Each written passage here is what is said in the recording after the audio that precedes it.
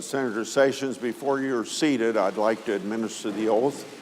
Would you raise your hand, please, and answer this question? Do you swear that the testimony you're about to give before this committee will be the truth, the whole truth, and nothing but the truth, so help you God?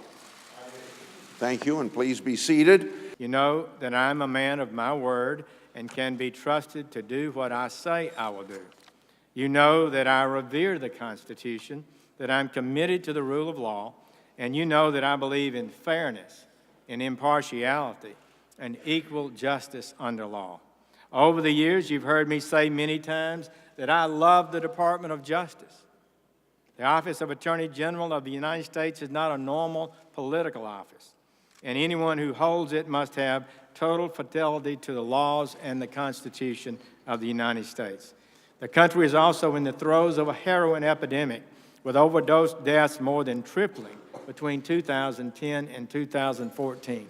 Tripling. Nearly 50,000 people a year die from drug overdose. Meanwhile, illegal drugs flood across our southern border and into every city and town in the country, bringing violence, addiction, and misery. We must not lose perspective when discussing these statistics. We must always remember that these crimes are being committed against real people, real victims. In recent years, our law enforcement officers have been called upon to protect our country from the rising threat of terrorism that has reached our shores. If I'm confirmed, protecting the American people from the scourge of radical Islamic terrorism will continue to be a top priority. We will work diligently to respond to threats using all lawful means to keep our country safe. I am not naive. I know the threat that our rising crime and addiction rates pose to the health and safety of our country. I know the threat of terrorism.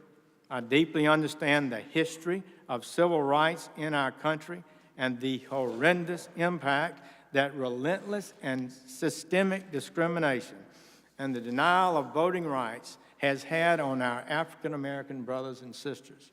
I have witnessed it. We must continue to move forward and never back.